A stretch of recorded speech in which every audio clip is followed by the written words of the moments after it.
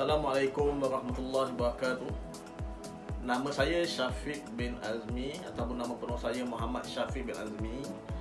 Saya berasal daripada Kelang, Selangor dan saya mula mengajar di Sekolah Rendah Agama Kampung Raja Muda pada bulan April tahun 2019. Masuk tahun 2022 saya sudah mengajar di sekolah selama 3 tahun. Dan hari ini kita akan sama-sama menyaksikan sebuah video yang bertajuk Penghargaan itu mahal nilainya. Jom kita saksikan sama-sama. Okey, sebelum saya masuk kepada video tentang penghargaan itu mahal nilainya, saya ingin bercerita sikit tentang pengalaman mengajar saya.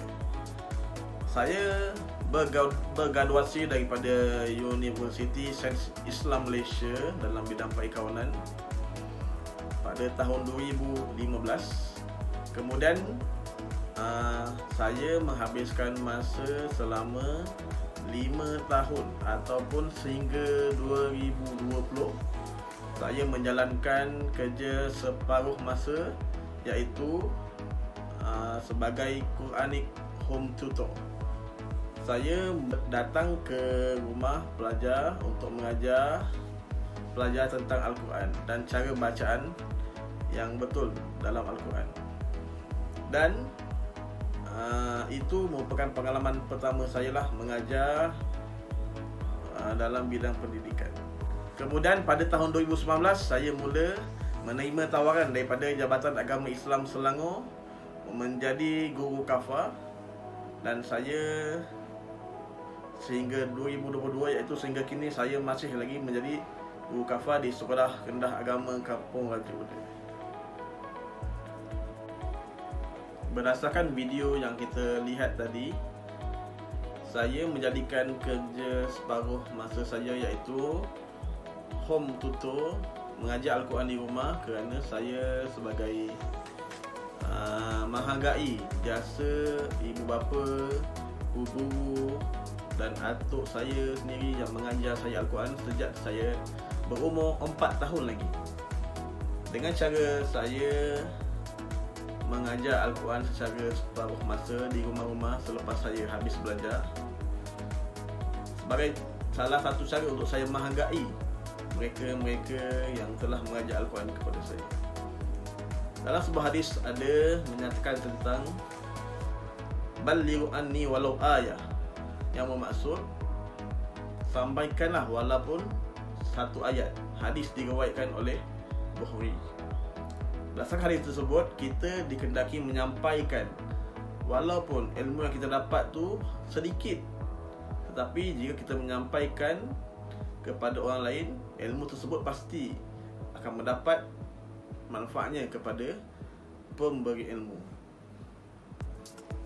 Selepas saya mendapat tawaran mengajar di Sekolah Rendah Agama Kampung Raja Muda, saya lihat pelajar-pelajar, terutamanya mereka-mereka yang tahap 1, sangat suka dengan hadiah. Jadi saya menjadikan pengajaran saya, PDPC saya di kelas banyak memberi hadiah-hadiah bagi menggalakkan pelajar untuk berinteraksi ataupun beraktiviti di dalam kelas. Antara hadiah-hadiah yang ataupun antara aktiviti yang melibatkan hadiah ialah seperti soal jawab bersama pelajar, kuis pelajar yang mendapat markah tertinggi dalam ujian ataupun peperiksaan, dan juga pelajar yang sentiasa hadir daripada awal tahun hingga akhir tahun tanpa kontak walaupun sehari.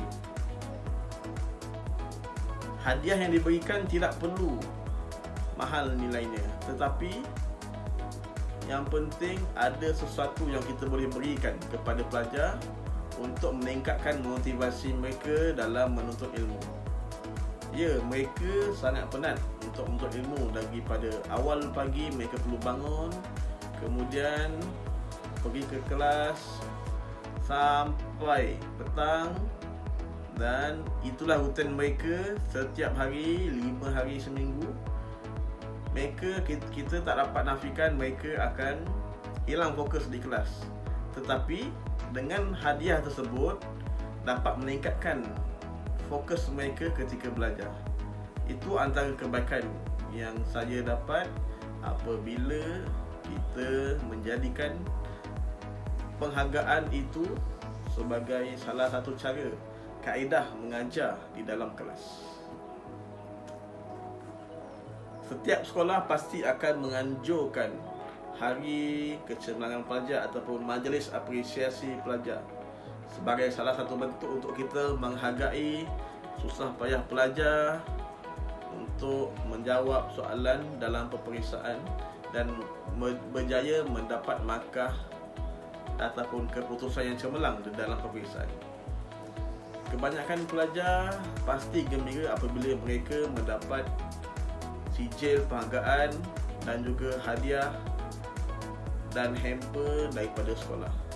Ini merupakan salah satu aktiviti ataupun program yang sekolah jalankan, terutama di Sekolah Rendah Agama Kampung Haji Uda, yang apabila kita memberi pelajar hadiah dalam peperiksaan PSRA, UPKK dan juga peperiksaan akhir tahun kepada pelajar yang cemerlang di dalam peperiksaan.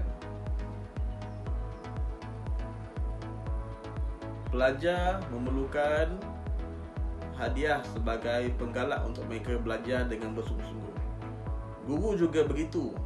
Guru juga perlu dihargai kerana susah payah mereka dalam memberi ilmu, dalam mengajar pelajar-pelajar setiap hari, dan mereka sudah pasti akan letih apabila masuk ke kelas dengan keadaan pelajar yang riuh rendah dan pelbagai ragam.